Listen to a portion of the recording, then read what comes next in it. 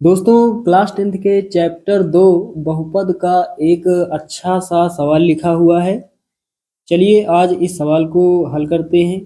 इस तरह का सवाल क्लास 10th के बोर्ड एग्जाम में अक्सर पूछा जाता है। तो चलिए सबसे पहले सवाल पढ़ लेते हैं, उसके बाद हल करते हैं। बहुत ही आसान सवाल है दोस्तों। सवाल है यहाँ पर, द्विघात बहुपद एक्स स्क्वायर माइनस 5 के शून्य ज्ञात कीजिए और शून्यकों तथा गुणांकों के बीच के संबंध की सत्यता की जांच कीजिए। तो यहाँ पर दोस्तों दो चीजें हमें बतानी है। सबसे पहले हमें शून्य ज्ञात करने हैं, उसके बाद शून्यकों और गुणांकों के बीच जो संबंध होता है उस संबंध की सत्यता की जांच भी करनी है। दोस्तों ऐसा सवाल बोर्ड एग्जाम में 4 अंक के लिए पूछा जाता है। यदि आप इस टाइप का सवाल अच्छे से सॉल्व कर देते हैं तो आपको 4 अंक मिलते हैं। 2 अंक आपको मिलते हैं शून्य ज्ञात करने के लिए और 2 अंक मिलते हैं आपको शून्यकों और गुणांकों के बीच संबंध की सत्यता की जांच के लिए। तो चलिए दोस्तों हल करते हैं। तो यहाँ पर हमें एक द्विघात बहुपद दिया गया है, तो यहाँ पर लिखेंगे दिया है। तो हमें एक द्विघात बहुपद दिया गया है एक्स स्क्वायर माइनस 5, इसके बराबर में हम 0 मान लेंगे। क्या मान लेंगे? 0। दोस्तों ये जो समीकरण हमें दिया गया है एक्स स्क्वायर माइनस 5, अब इस समीकरण की तुलना हम करेंगे द्विघात समीकरण का जो व्यापक समीकरण होता है। तो यहाँ पर एक्स स्क्वायर माइनस 5 बराबर हमने 0 मान लिया, इसे मान लेंगे समीकरण 1 और यहाँ पर लिखेंगे समीकरण 1 की तुलना, समीकरण 1 की तुलना A X square plus B X plus C बराबर 0 से करने पर। ये जो समीकरण है A X square plus B X plus C बराबर 0, ये द्विघात समीकरण का व्यापक समीकरण है। किसी भी द्विघात समीकरण की तुलना इसी से करते हैं, हमेशा इसी से की जाती है। तो यहाँ से तुलना करके ए बी सी के मान निकाल लेते हैं। तो साथियों एक्स स्क्वायर के बराबर है, तो ए बराबर कितना होगा? एक्स स्क्वायर का गुणांक कितना है? 1 है, तो ए का मान 1 हो जाएगा। ए बराबर 1।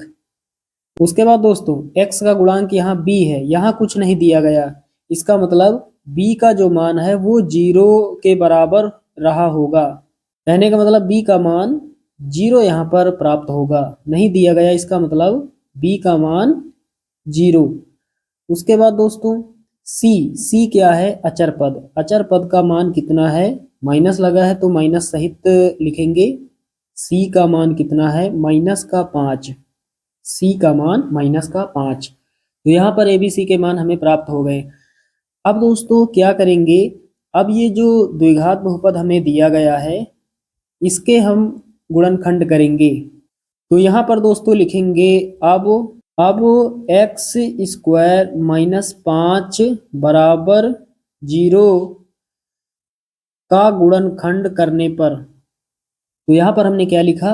अब एक्स स्क्वायर माइनस 5 बराबर 0 का गुणनखंड करने पर जो द्विघात बहुपद दिया गया है इसका हमें गुणनखंड करना है। तो यहाँ से हमें x के 2 मान प्राप्त होंगे। x के जो 2 मान प्राप्त होंगे इन्हीं मानों को हम शून्यक यहाँ पर कहते हैं। तो यहाँ से निकाल लेते हैं x के मान। तो हमारे पास है एक्स स्क्वायर माइनस 5। दोस्तों एक्स स्क्वायर को हम लिख सकते हैं एक्स का स्क्वायर इस तरह से, ब्रैकेट में माइनस लगाएंगे। यहाँ पर कितना है? 5। 5 को हम लिख सकते हैं अंडर रूट 5 का स्क्वायर, अंडर रूट 5 का स्क्वायर इस तरह से लिख सकते हैं, क्योंकि स्क्वायर से रूट कैंसिल हो जाता है। तो यहाँ पर कितना बचेगा? एक्स स्क्वायर माइनस 5, इतना ही बचेगा। ये जो समीकरण है इस समीकरण को इस रूप में लिख सकते हैं। ऐसा करने से सूत्र बन जाएगा। अब दोस्तों यहाँ पर सूत्र बन रहा है ए स्क्वायर माइनस बी स्क्वायर।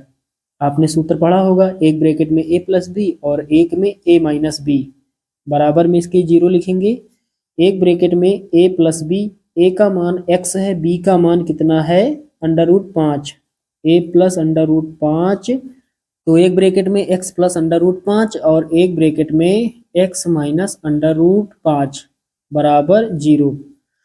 यहाँ पर सूत्र जो लगा है यहाँ लिख देंगे, चूंकि ए स्क्वायर माइनस बी स्क्वायर बराबर होता है एक ब्रैकेट में ए प्लस बी और एक में ए माइनस बी। चलिए ये सूत्र आप सभी लोग जानते हैं। दोस्तों दोनों मान 0 के बराबर हैं, तो एक एक को हल कर लेते हैं। तो यहाँ लिखेंगे जब x प्लस अंडर रूट 5 बराबर 0, तो x बराबर कितना हो जाएगा, प्लस का अंडर रूट 5 है इधर आएगा, माइनस का अंडर रूट 5 हो जाएगा। तो x का एक मान ये हो जाएगा, यहाँ से एक मान मिलेगा। तो यहाँ लिखेंगे जब x माइनस अंडर रूट 5 बराबर 0, तो x बराबर कितना हो जाएगा, माइनस का अंडर रूट 5 है इधर आएगा, प्लस का अंडर रूट 5 हो जाएगा। तो यहाँ पर x का दूसरा मान अंडर रूट 5 हो जाएगा। तो इस तरह से x के दो मान हमें प्राप्त हुए हैं। तो यहाँ लिखेंगे x बराबर plus minus under root 5। x का जो मान है वो प्लस का अंडर रूट 5 है और माइनस का भी अंडर रूट 5 है। तो यहाँ पर शून्यक हमने ज्ञात कर लिए हैं। अब दोस्तों यहाँ पर लिखेंगे सत्यता की जांच। चलिए अब शून्यकों और गुणांकों के बीच के संबंध की सत्यता की जांच कर लेते हैं। तो यहाँ पर लिखेंगे सत्यता की जांच। दोस्तों यहाँ पर सबसे पहले हमें करना होता है शून्यकों का योगफल। तो यहाँ पर लिखेंगे शून्यकों का योगफल। शून्यकों का योगफल बराबर होता है माइनस बी बटे ए के। शून्यकों का योगफल बराबर होता है माइनस बी बटे ए के। तो यहाँ पर मान रख देते हैं, योगफल का मतलब प्लस। तो एक शून्यक है माइनस का अंडर रूट 5 और एक शून्यक है प्लस का अंडर रूट 5, इन्हीं दोनों का योग। तो एक शून्यक है माइनस का अंडर रूट 5 और एक शून्यक है प्लस का अंडर रूट 5। योगफल लिखा है तो प्लस लगाएंगे, बराबर में माइनस बी बटे ए। बी का मान कितना है, बी का मान 0, ए का मान 1। तो बी का मान 0 और ए का मान 1।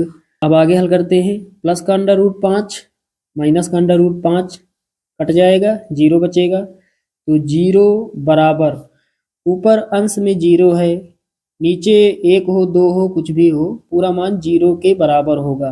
तो यहाँ पर दोनों पक्ष बराबर आ रहे हैं, 0 बराबर 0। तो यहाँ पर आधा काम हमने कर लिया है, एक काम और हमें करना होता है। दूसरे नंबर पर यहाँ पर लिखेंगे शून्यकों का गुणनफल। शून्यकों का गुणनफल बराबर होता है c बटे a के। तो शून्यकों का गुणनफल लिखा है तो बीच में गुणा लगाएंगे। एक शून्यक माइनस अंडर रूट 5 है और दूसरा शून्यक अंडर रूट 5 है प्लस का। गुणनफल के लिए बीच में गुणा लगाएंगे, बराबर c बटे a। c का मान कितना है, अचर पद का मान कितना है, माइनस का 5। तो ऊपर लिखेंगे माइनस का 5 बटे में a का मान 1 है। अब हल कर लेते हैं। तो माइनस यहाँ है, यहाँ कुछ नहीं है, यानी आगे प्लस है। प्लस का गुणा माइनस से होगा तो माइनस आगे रहेगा। अंडर रूट 5 का गुणा अंडर रूट 5 से होगा तो अंडर रूट 5 का स्क्वायर, स्क्वायर से रूट कैंसिल हो जाएगा, कितना बचेगा, सिर्फ 5। बराबर लगाएंगे, नीचे 1 बटे में छोड़ दिया जाता है तो ऊपर कितना है, माइनस का 5। तो यहाँ पर देख पा रहे हैं दोनों पक्ष बराबर है, माइनस का 5 बराबर माइनस का 5। तो यहाँ पर दोस्तों शून्यकों और गुणांकों के बीच जो संबंध होता है उस संबंध की सत्यता की जांच भी कर ली। देख पा रहे हैं दोनों पक्ष बराबर आ रहे हैं, इसका मतलब यहाँ पर शून्यकों और गुणांकों के बीच संबंध सत्य है। ये लाइन आपको सबसे नीचे लिख देनी है, आपको सबसे नीचे लिखना है यहाँ पर, अतः शून्यकों और गुणांकों के बीच संबंध सत्य है। अतः शून्यकों और गुणांकों के बीच संबंध सत्य है। तो इस तरह से ये सवाल आपको हल करना है। तो साथियों उम्मीद करता हूँ कि ये सवाल आप सभी लोग अच्छे से समझ गए होंगे। चलिए दोस्तों मिलते हैं अगले वीडियो में, तब तक के लिए जय हिंद।